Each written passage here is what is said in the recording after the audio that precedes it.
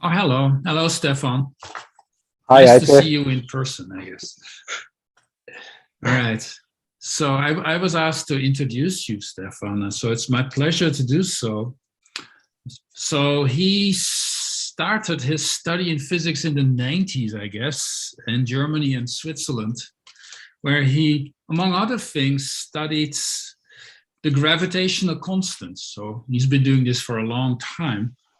He then spent about 10 years at the University of Washington in Seattle, where he studied science related to gravity, of course, by performing experiments on the weak equivalence principle, and also helped develop detectors for LIGO and LISA. I guess the latter is just thinking about LISA.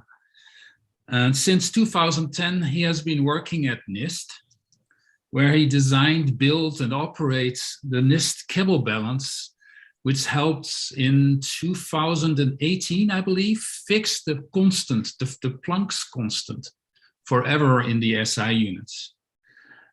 For the past 4 years, he has been working at measuring and detecting small forces and torques, and I guess that's what he's going to tell us about.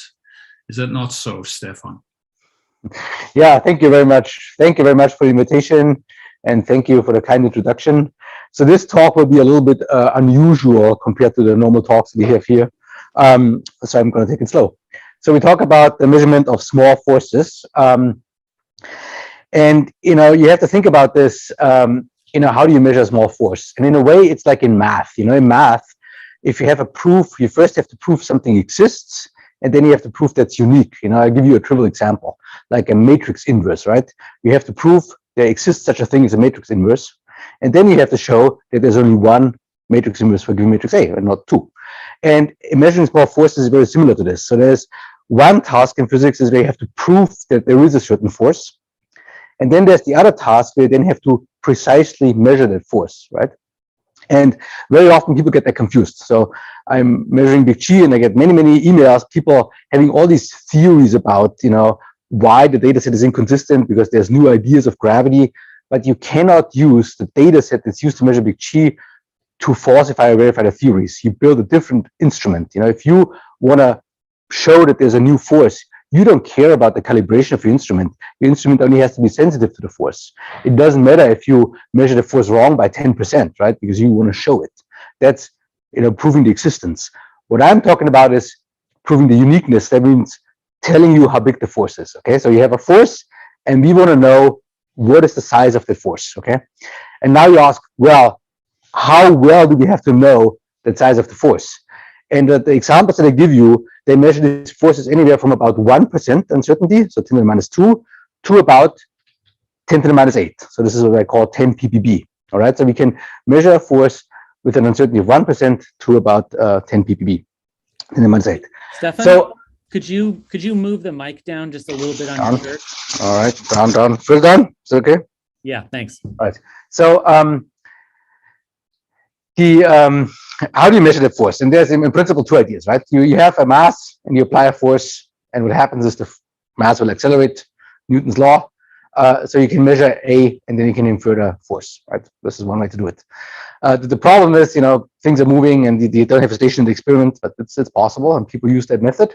The other idea is you can have an unknown force here, F question mark, and you compensate this F question mark with the known compensation force. So before the object that we have here is at rest, 0 forces, so it doesn't accelerate. Then it doesn't accelerate in the second scenario either. And then you know that FC and F question mark have the same magnitude in opposite directions. And of course, you can have a constant velocity here. The only what counts is the acceleration. But in your finite experimental apparatus, it's also good to have 0 velocity. Okay, so now what we do is you compensate the force, and you ask, what forces do we use to compensate that, and how is that done in practice? Well, in practice, the way you do it is you have a device, and say, suppose this is a spring or a balance or something. You apply the force that you use to compensate, you apply the unknown force, you apply the force that you compensate, and you go back and forth between the two. If this thing doesn't move, then you know that these two forces are the same. So this is basically a substitution method where you measure one and then the other. Or you can measure both simultaneously. So you have your balance here, no forces the balance is 0. You apply both forces, they point in opposite directions, and the thing does not move or does not indicate any reading, so you know that the compensation force is equal the unknown force. In both cases, you still need to go back and forth between the two, because your balance 0 may also move, right? So you still have to modulate between the two. So you don't gain anything, but these are the two things that you have to do. And what options do we have for this FC, for this compensating force? Well, there's in principle 3 options. The easiest option that we all have access to, so if you want to do this at home in your own basement, and I encourage you to do that, you can use the gravitational force. You just take a mass, you have a calibrated mass, and you know in the gravitational field of the Earth, you get a force that's m times g, right? So this is how you make a known calibration force.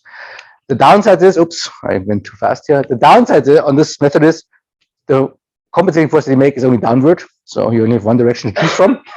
And then you need to calibrate this, and you say, how do I calibrate this? Well, you have to determine the mass, and we all have kitchen balances at home, so we can probably do this easily to a part of 10 to the 2.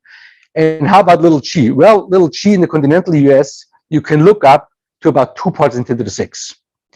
If you want to measure that more precisely, it is still possible, and you can just drop a body in a vacuum and measure the position as a function of time, take the second derivative, and you can get g, little g.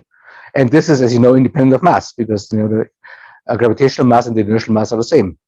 So this method. What is the uncertainty, best uncertainty you can obtain from measuring little g? I'm about to say that. So with this method, with this free fall method, you get uncertainties that are at the parts per billion level. So 10 to the minus 9, a few times 10 to the minus 9. Is that the most accurately measured acceleration of all?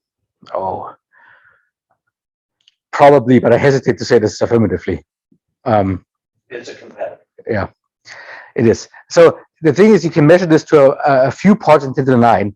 The problem is the device that you need to measure this is about the size of a fridge. And that means you have the value inside the fridge, but very often you need the value somewhere else. So you need to make a transfer measurement to transfer this with a smaller device. But it's all possible. So, but here's what I tell you. You can look up this table with about 2 parts per million, 2 times 10 to the 6 on a website, or you can measure it yourself with an uncertainty of a few parts in 10 to the 9. Another method is you can use an electrostatic force. So if you have a capacitor and you apply a voltage between the two capacitance plates, then the capacitor pulls itself shut, okay? And that force can be calculated very well. It's a half the voltage squared, and then this capacitance gradient. So similar to the gravitational force, where you need this calibration phase, you need to determine m and little g. Here, what you need to do is you need to measure this capacitance gradient, dc dx, okay? So what you do is you basically hold the capacitance constant, measure the capacitance, move it a little bit, measure the capacitance, and so forth. And then ideally, this is almost a linear slope here. I mean, in a parallel plate capacitor, of course, we know that this goes up quadratically at the end. But in the regime that you're working with, you hope it's linear, and you just measure this dc dx. And the third method is electromagnetic. And this is the principle of the Kibble balance. And this may be a little bit of an overwhelming drawing, but I show it to you later on in a small animation. So you have a piece of wire that's in the magnetic field. You put a current through the wire, and you generate a force, which is given by I times B times L. And the interesting thing about the laws of electromagnetism is that a motor is also a generator. So if you take the same wire and you move it through the magnetic field, you get an induced voltage, and that induced voltage is proportional to the velocity and BL. So this common BL factor, which you call the geometric factor, the product of the magnetic flux density and the length of the wire, you can determine this phase. You just have to measure the induced voltage and the velocity, and then you can plug it in here to get a calibrated value. Okay? So far, everybody's with me. Good. So I show you some pictures and some more information on these 3 things. So this gravitational force, it's pretty amazing. You can do this from forces that are 10 to the minus 5 newtons. This would be a 1 milligram wire weight that you can put in balance. And it has been used to measure, for example, laser pressure, or as I said, I measured the gravitational constant before in the 2000s, and I used the gravitational force. I used basically a balance that was calibrated with a milligram weight. One thing I should say is the uncertainty goes up as you go down in smaller forces because we can't determine mass that well. But you can also make really big forces. So this is the deadweight machine at NIST. It's called the 1 million pound machine. And this machine can make forces that are 4.5 times 10 to the 6 newtons. And they are used to measure the power output of a rocket thruster, for example, right? And this is how you compare this. And you still get uncertainties that are, at the 10 to the minus 4 level. So you can make a wide variety of forces. Electrostatic, you ask, how is the stuff traceable to fundamental constants? And I will tell you this later on a little bit more. But you can make a bridge that you can connect a capacitor to a resistor. And if this is a quantum Hall resistor, you have it traced back to elementary constants E and H. So this is traceable. Oops. And I want to go back here. For electromagnetic forces, I showed you before the piece of wire was just a linear wire. But ideally, of course, you have a coil that's in a radial field.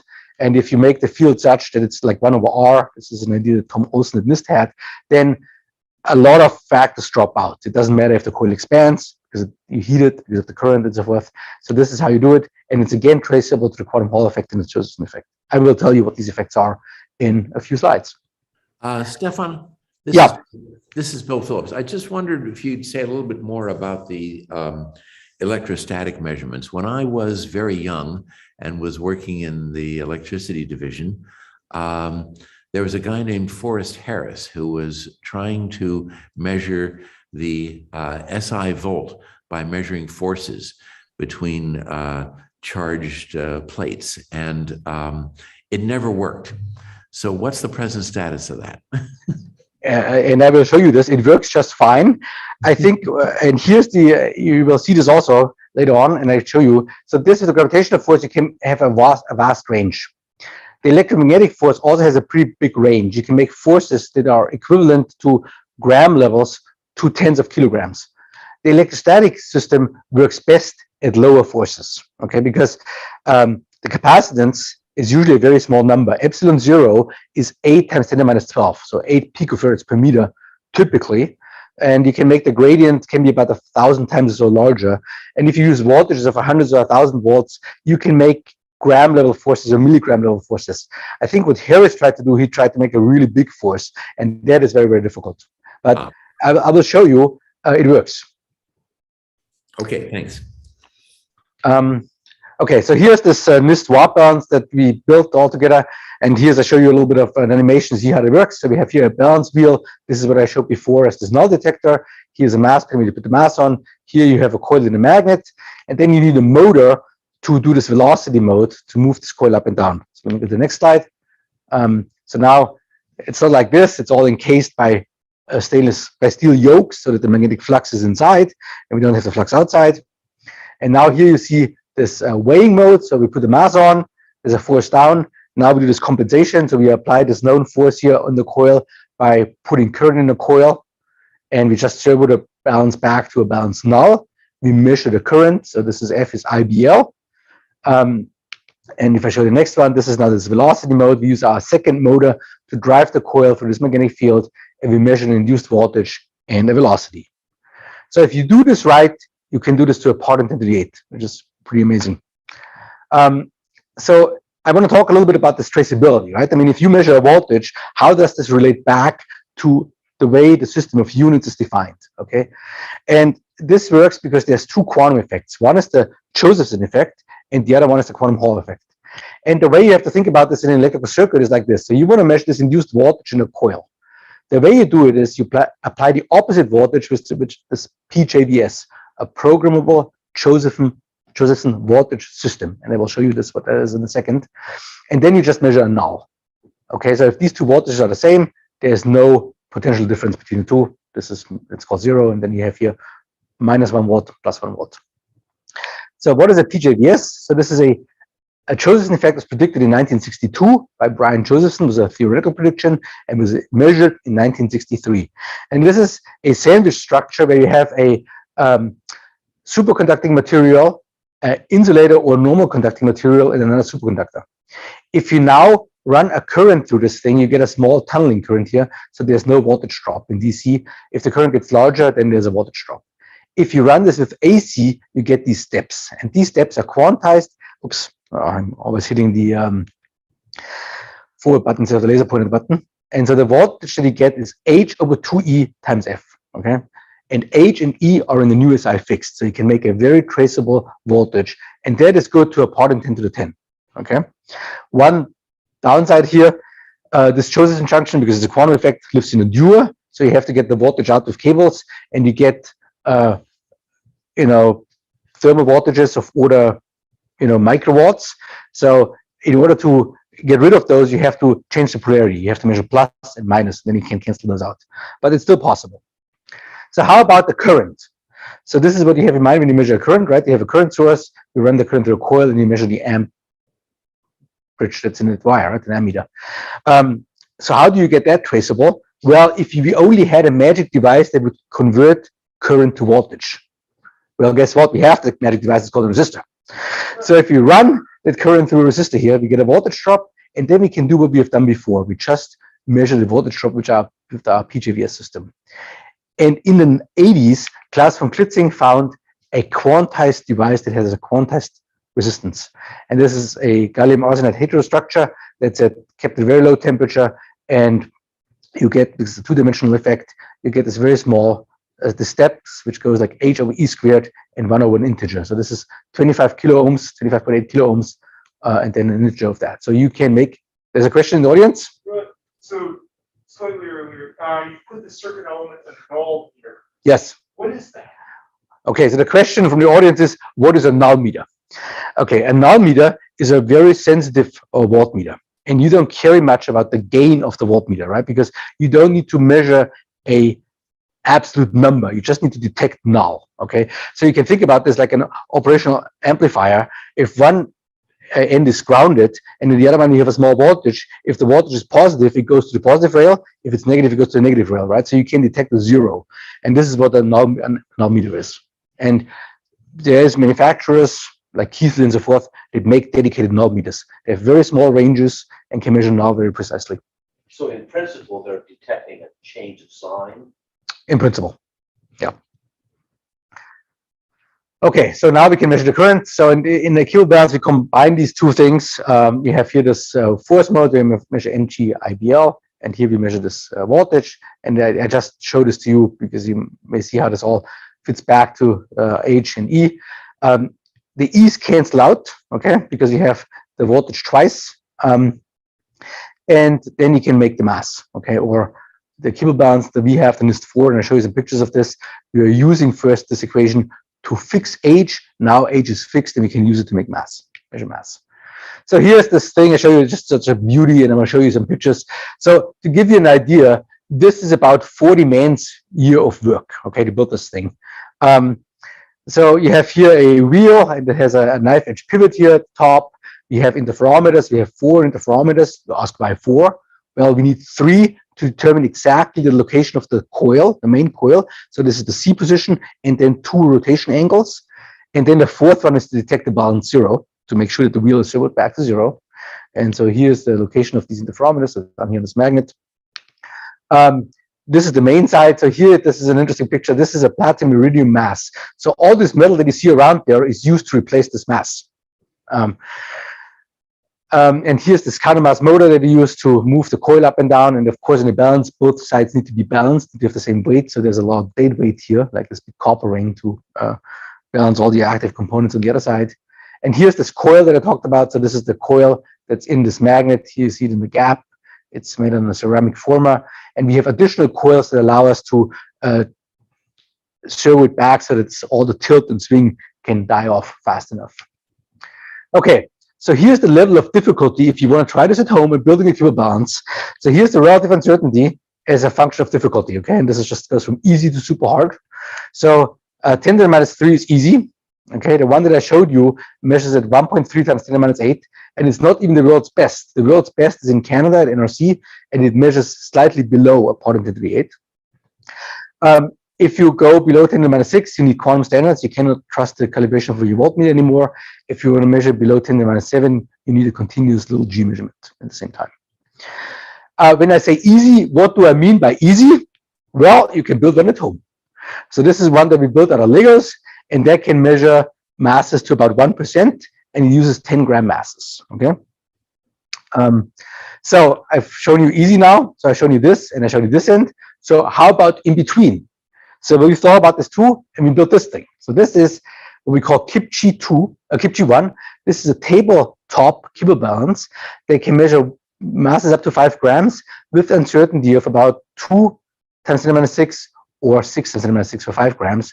And here you see the measurements, and it works just fine. It is still scientific apparatus. It's not built for the customer yet, but we're getting there, and I'll show you this. And this is relatively easy, and it is also, as I will show you in a second, worthwhile doing. And why is that? Because there's a second parameter that I haven't shown you. So far, we only talk about the relative uncertainty and how difficult it is, but it's also what mass are you trying to do, right? It must be easier to make a 1 gram mass than a 1 kilogram mass, because a 1 gram is small and a kilogram is large. And this is shown in the next graph. So this is here a graph, and I will show this a couple times, that shows now how well do you have to do in uncertainty as a function of nominal value to beat the current system. Okay, the current system are these red points, and this is called CMC. This is a database that's kept at the BIPM, this International Bureau of Measures in Paris, and it stands for calibration and measurement capabilities. So the United States can calibrate masses with this uncertainty. Okay, these red lines. Just looks like my laser pointer. The Kibble balance that I showed you, this NIST 4 is down here, so it beats the calibration measurement capability a little bit, and it needs to, because in the future, or right now, mass is disseminated off it, so that's good. And this tabletop one that I built you is here, okay? So it can measure 1 to 5 grams, and is almost as good as the best masses that we can make in the United States. However, on the factory floor, people don't care about this best masses, right? They care about mass levels up here, so this is good enough. And the Lego balance would be off the chart, right? It would be at 5 grams at the 10 to the minus 2, right? So just to show you this. So we are now trying to fill in the parameter space a little bit, and I show you some ideas and some pictures of this. So we want to build the next generation tabletop balance, and we got some funding from the Army to build a system that we call Kibble that can realize masses directly, so there's no transfer measurement, from 500 milligram to 20 gram, with uncertainty of a certain ASTM class that the Army cares about. And this uncertainty is shown here in this plot is about 6 times less stringent than the Kibble one. So this should be possible for us. And we're building this right now. And as you can see, this Kibble one is a scientific apparatus. We want to go to a tabletop turnkey system that you just have in your lab, you put the mass on, and you get a direct reading. So one thing that we want to do is we want to shrink this. So this Kibble one is about 24 by 12 inches. We want to shrink this down by about a factor 1.5, and we're going to use a flexure-based design here.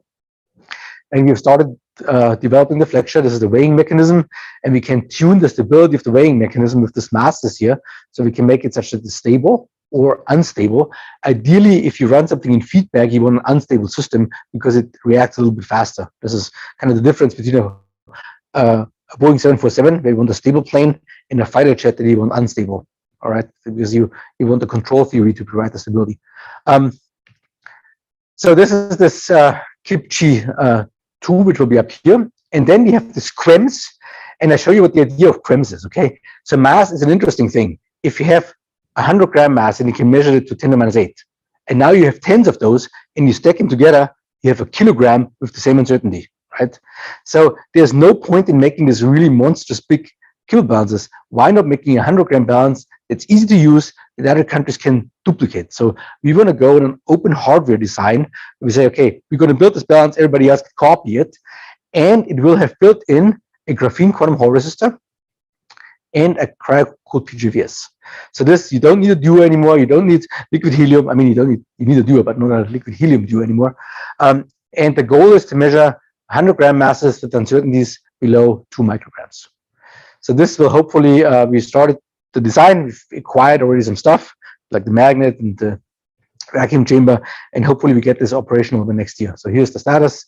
There's also a flexure-based system. Here's the main coil, the main mass pan. Here's the little auxiliary motor, and here's already the magnet that we bought on a test stand where we can measure the profile of the magnet. All right. So far, we talked about forces. How about torques? Well, this is another interesting program that we are pursuing right now in conjunction with the Air Force. Can you build a rotational Kibble balance? Okay, so here's the linear Kibble balance, where you have the voltage is the BL times V, and it also works in a rotational system, right? So if you have here a magnet that you can rotate around the axis, and here you have this D-shaped coil, then the induced voltage is now proportional to BLR and phi dot, the angular velocity. So that means now if you put current in there, instead of making a force, you make a torque. And the question is, can you build a torque calibration device that uses that principle. So the Air Force is very interested in torque calibrations, because you want to, you have to do all the aircrafts, all the torques have to be specified, torque to a certain specification. So they want to calibrate the torque ranges, and we are trying to build this machine, which we call the electronic NIST torque realizer, ENTR, that can be used to calibrate torques. And this is our prototype that we have built, and so far it works at 1%. We have here a shaft, and here we have a magnet assembly. In this case, we chose to rotate the magnet and keep the coil stationary, because this way you don't have to deal with the wires that have to go in the shaft and all the stuff in the slip ring. And with this, we hope to measure 1 ounce-inch to 1%. And right now, the system that we have can measure 3 ounce-inches for force. And here you see we just hang a mass off of this little beam here to calibrate it. I mean, this is how torque is done before ENTR. People use sticks and stones. And hopefully we can use this electronic Kibble balance to basically make a system to realize torque. Stephan? Yep. I've got to ask you, who is making you talk about torques in ounce-inches? All right, that's interesting. All the Air Force documentations are in pound forces, in pound foots or ounce-inches, and I know we should convert it. I apologize for the use of non-SI units. How good does a torque wrench that you buy at the hardware store do? I don't think it's good to I don't think it's good to 1%. It's probably good to 10%. But for most of your home use, if you tighten down the lug nuts on your car, 10% is good enough, right? I mean, you're not in a helicopter. So the other interesting thing is on this one. So here's this BL factor. So this is this induced voltage as a function of angle. And you see here you have to measure angle, and angle has an interesting, nice property, and that means you know when you have gone 2 pi. Okay, on the linear watt balance, you have to really calibrate the length. You have to make sure that you measure the length with a traceable laser and time. Here, you know when you have gotten 2 pi. So this is almost self-calibrating. And you see here, the difference here is now, what is it, 0.1%. All right, so I've shown you now all the magnetic stuff. I want to talk a little bit about the electrostatic stuff. And this is mostly in the mass domain done by Gordon Shaw. He uses an electrostatic force balance. And this is to Bill's question earlier, how well can you do that? And you see here, he can measure masses that are of order 10 milligram to about 5 or so times 10 to the -6, which is pretty good. It's better than the existing system, which are these red dots here. This is, again, is this CMC, calibration and measurement capabilities. So to remind you, you have a capacitor, you apply a voltage, and then the force is a half voltage squared times this capacitance gradient. And we have used a system, oh, sorry, I forgot that I have to put the slide in. So the question is, how do you make a calibrated capacitor? And one way I mentioned before is using the digital bridge and convert a capacitance into a resistor, because both are impedances, and compare it to the quantum Hall resistor. But there's another interesting thing, which is called the calculable capacitor, or the Thomson-Lampert capacitor. And this is based on a theory that Thomson-Lampert wrote in 1956. If you have any enclosed contour and you divide it into 4 segments, then the capacitance of the diagonal components sum up in this equation to 1. So if you make this symmetric, then each one of these opposite capacitances is given by this equation, epsilon 0 ln 2 over pi. So this is about 2 picofarads per meter. And we have that at NIST, and this is how capacitance is disseminated at NIST at present. We hope to go to a quantum Hall effect in the near future. But this is a mechanical instrument where you can make precisely a capacitance. So you can measure your capacitance gradient against that calculable capacitor. So we've built this photonic pressure balance. This is with collaboration with people at NIST Boulder. You have a mirror up here, and the idea is to reflect off a 100 kilowatt laser beam of the mirror, and that produces about 667 micronewtons. And by applying here a voltage on this capacitor, this gold-coated thing here, down here, oops, where's my laser pointer now here, we can then compensate the force. So it works in the lab so far. Oh, there should be a capital F here. We are shipping this out to Boulder at the beginning of January, and then let's see how it performs under the laser. It will be slightly difficult then because we have, of course, a huge thermal load and other problems.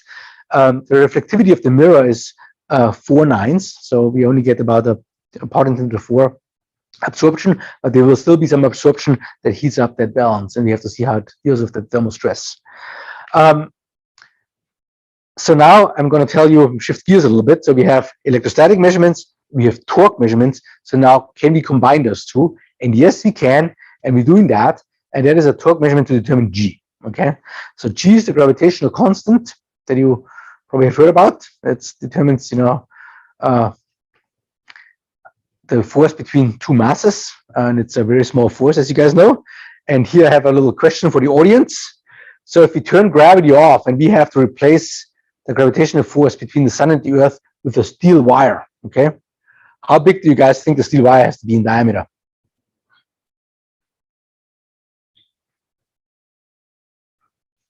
Any ideas? Size of the earth. Pretty close.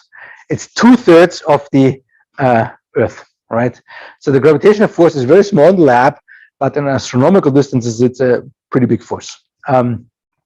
So why are we interested in measuring big G? Well, here's a data set of big G over the past 30 years, and there's a little bit more than a dozen experiments, and there's a large scatter in the data. So the data is not consistent with a true value of G, right?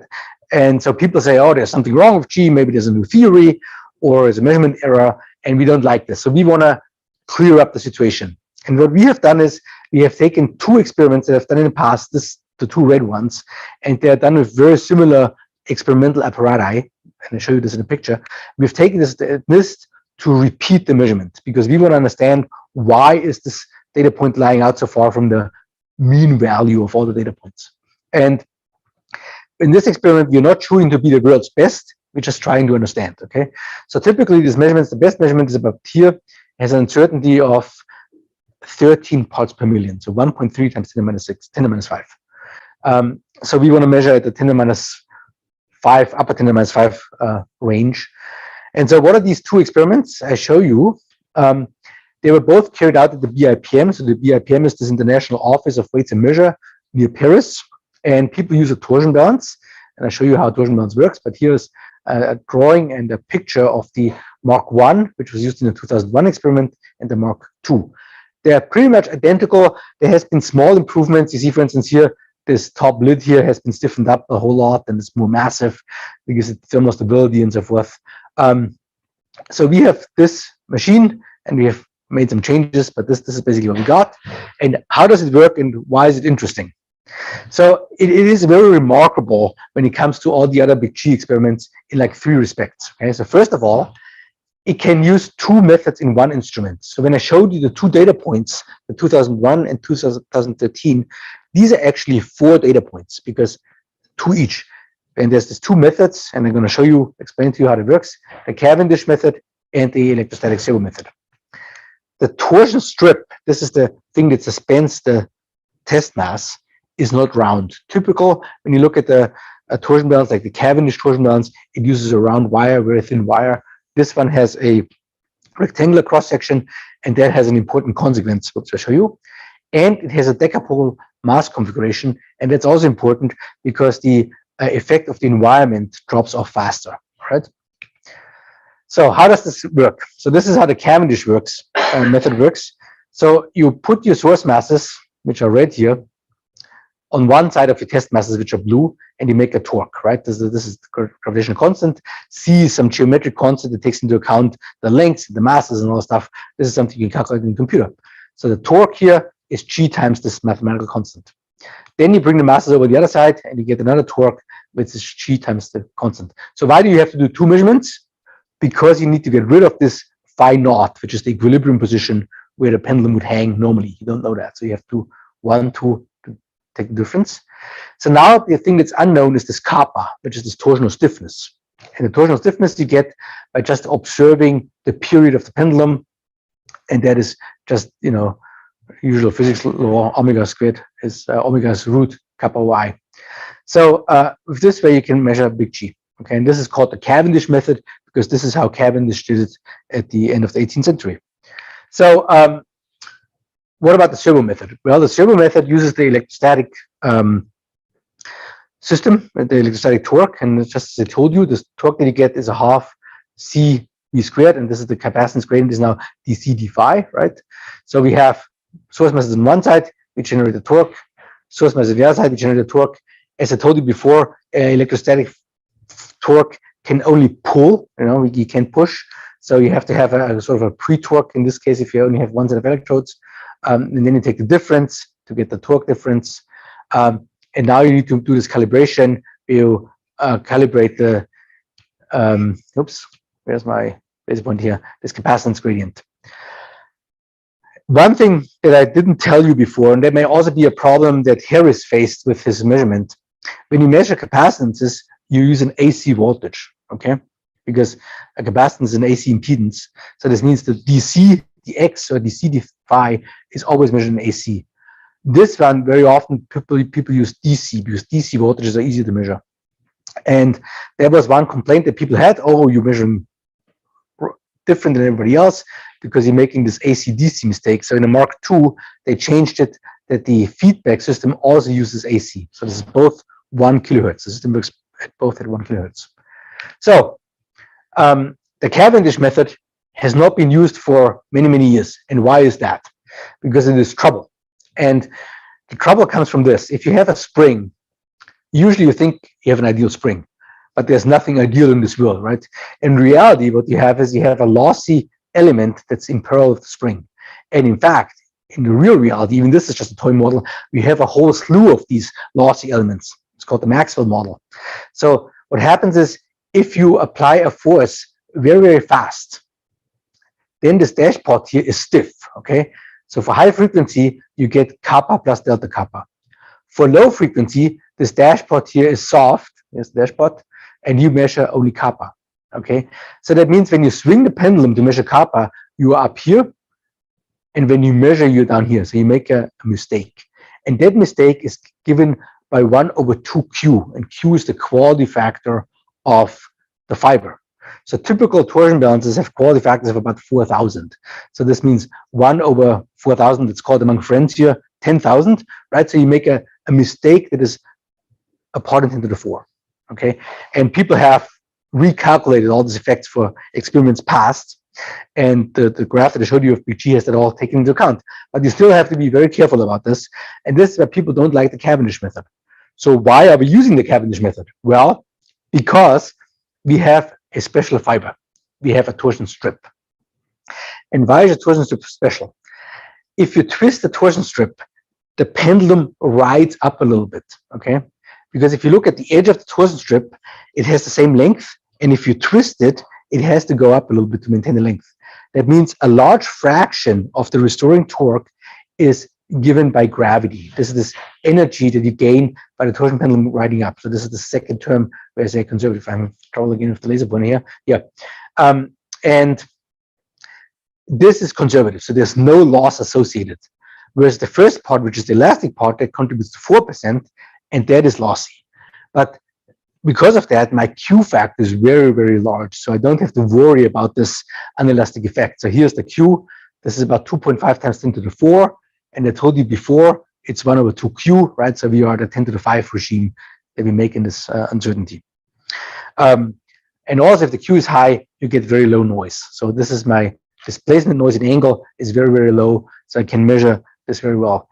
The Cavendish method has another downside. You need to measure the angle absolute. And that is also very difficult. I'll show you this in a second. The other thing that's interesting is it has a hexadecapole mass arrangement. So it's 4 masses, 4 source masses, and 4 test masses. And the reason you can do this is because this torsion strip can carry a very, very big load. So we can put a lot of masses on there. In this case, we have here one test mass is 1.2 kilograms, and we have 4 of this, so 4.8 kilograms. So we have a very, very big signal. So the signal, or the torque, the gravitational torque that we produce here, is about 10,000 times larger than you have in other big G experiments. The downside is, and there's no free lunch in this business, that we have to measure this radiuses very well, because our torque, the radius goes in, if there's the 5th power for the outer masses, and is the fourth power as the inner masses. So in order to measure this radiuses and to go for an experiment that has, whatever, 20 or so or 14 ppm uncertainty, we need to measure these positions or these odd circle where these masses are located to about 430 nanometers on the outer masses and 300 nanometers for inner masses. Charles. Stephan, Charles, could you say something about the rationale for choosing a hexadecapole configuration? So as you see here, the gravitational force goes like 1 over the big R to the power of n plus 1. So if you have a monopole, it's 1 over R squared, right? Just a single mass. If you have a dipole, 1 over R to the third, okay? With gravity, you cannot make a dipole because gravity only has positive masses, okay? But in principle, it goes like 1 over R to the n plus 1. And that means if you have masses surrounding around in the laboratory, this disturbing field drops off faster, okay? So if I walk into the laboratory, I have a quadrupole moment or a hexadecapole moment, but it drops off like 1 over R to the fifth. So if I'm 10 times further away than my source masses, it is 10 to the fifth power, right? So it is only 100,000th of the signal. So it's like an invariant subspace. That's right. With respect to what it's called. Yeah. So the multiplicity shields you, keeps it more local, right? Keeps the field more local. But you have to measure it so precisely because this is the price, right? If you have something that depends on a high power of R, you need to measure it R very precisely because the uncertainty is, of course, 5 times delta R over R. And the only way you can do this is by putting the system on a coordinate measurement machine. And that is shown here. So here's this size coordinate measurement machine that can measure distances that are below a meter with uncertainties of about 200 nanometers, which is exactly what we need. But of course, it is very trouble to run the experiment on the coordinate measurement machine. But this is what we have to do. And you ask yourself, how well do we have to center these two mass assemblies? And the good thing is we got a break there. Okay, that doesn't matter that much. We just need to know this both circle radius of the inner and the outer masses. So here at this, we can notice to a tenth of a millimeter or so, and we are fine. And that is good because the test masses are inside a vacuum and the source masses are outside. All right, so what is the status? So we've been taking data since February 2021. The electrostatic data only in the last few months, and you will see there's lots of issues with that, but I'll show you some data nevertheless. The uncertainty analysis in progress, and so is the mass integration. So here's the Cavendish mode. So this is a run over like 12 days. And you see here the uncertainties are very small. So I can easily measure big G to about 10 parts per million. So this is not a big deal here. Oh yeah, this is another interesting thing that we did. When you move the masses from one position to the other, let's look at the end. This is the excursion of the pendulum. You see up here, and then you move the masses, it goes down here. So if you move the point of a pendulum, you excite the pendulum, right? And you don't want that. So we came up with an algorithm that allows us to move these outer masses without exciting the pendulum. And exactly what you see here is it even damps it. So we start out here with relatively large pendulum motion, and then every time the color changes, we move these masses, and you see how we damp this down to a very small, almost non-existing amplitude. And we wrote all the formulas and all that stuff, and we said, who could benefit from that? And well, this is the same problem as if you have in a crane when you move a mass from a given position where you pick up the mass to a destination. It's exactly the same formalism. So we wrote this little article about the crane operator's trick and other shenanigans. We have nothing to do with the supply chain issues right now, right? Okay, so here's the electrostatic thing, and it's a little bit more complicated in our case than it is in the cases that I showed you before, because you have a total of 3 electrodes. So we have one electrode, which is the pendulum, which is shown here by these 4 test masses, and then we have the cylindrical electrodes here, which are named electrode 1, 2, and so forth. So our torque expression is a little bit more complicated because you have like 3 terms that you have to take into account and 3 relative voltages. But this can all be done, and here's some data. It's fresh off the press. I took this data over the weekend. You see here my capacitance gradient is measured over like 4 days. The uncertainty is a little larger than I would like it to have. So this is here, we're talking about a part in 10 to the 4, 5 parts in 10 to the 4, excuse me, is the difference between the dashed line and the solid line, 1 sigma. And for the K12, which is the cross capacitance between electron 1 and electron 2. It's much larger, but that has a very small contribution because the capacitance gradient is so small. See down here. And if I put this all in, you see there's problems because the Servo data is so much noisier than the Cavendish data. And this is what we're working on right now. But in principle, it works. We have now differences between the Cavendish method and the Servo method that is about 10 parts in 10 to the 4. And we want to get this down to about 1 part in 10 to the 4. And once we get there, we want to publicly announce the data, and we perform this experiment blind. That means I don't know the masses of the source masses, so I can calculate everything, and then there will be in the end this unblinding where I find out what the real masses is, and then I can say this is the value of G. Because otherwise, I'm too worried that I'm so biased, and I will just measure what other people have measured, and I don't want to do that. So the goal that I have set for myself will be the April APS meeting for the unblinding. Hopefully, we have all our ducks in a row until then. But this is just another plot. Okay, so I have 2 more slides and then I'm done. Here's an interesting thing that we have gotten into this year, and this is an idea that John Pratt had, and that's kind of interesting. That shows you how all the stuff hangs together somehow. You know, I've given you a potpourri of stuff because I work in so many different parts, but there is kind of themes that hang together. So in the torsion pendulum, I told you the way it works is you have this mass suspended from a ribbon, and if you twist the ribbon, the mass goes up, and you have this restoring torque that is basically conservative. So you have a really high Q. And John Pratt said, well, can we not do this with a tension strip? So if you take a strip and you have fixed ends and there's a certain amount of tension in the strip, and now you rotate the strip in the middle, you have the same effect. You're lengthening the border of the strip and you can get a very high Q.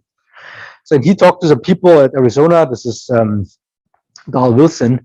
Can you make me a strip like this in silicon nitride? And he could. And he made this silicon nitride nanobeam here. And he said, this is never going to have a high Q. This is never going to work. Well, it worked. So the quality factor that we have of this is about 10 to the 8 for really, really small widths. So it scales like the width squared or the height squared, the thickness squared. And we can get quality factors that are just amazingly high. Okay. Even here we can go, about the quantum limit here at the really high frequencies. And with this, we have a new tool that we can measure stuff. And what do we want to measure with this? We want to measure little g with this, okay? So if you make a ribbon and you put a mass on the ribbon, oops, I'm still struggling here again, yeah. Oh, somehow the laser point doesn't work on a white background, but you see it here, you can have the mass either on top or on the bottom of the ribbon. If the mass is on the bottom, you get a simple pendulum, so this means the stiffness of the ribbon and the gravitational stiffness add. When the mass is on the top, they subtract. So we can see, in this case, we get a 10 hertz difference in frequency, and we can resolve the frequency to 14 microhertz. So if you use that system, you can monitor a little g. And we hope to use this for this new tabletop watt balances and Kibble balances to measure a little g very precisely. So I come to the end. I gave you a tour about how to measure small forces, small torques, relative uncertainty of part of the data possible. And this stuff can be used for measuring masses, torques, forces, big G, little g. It's a lot of fun working in this area. And these are all my colleagues that I work with, and thank you for your attention.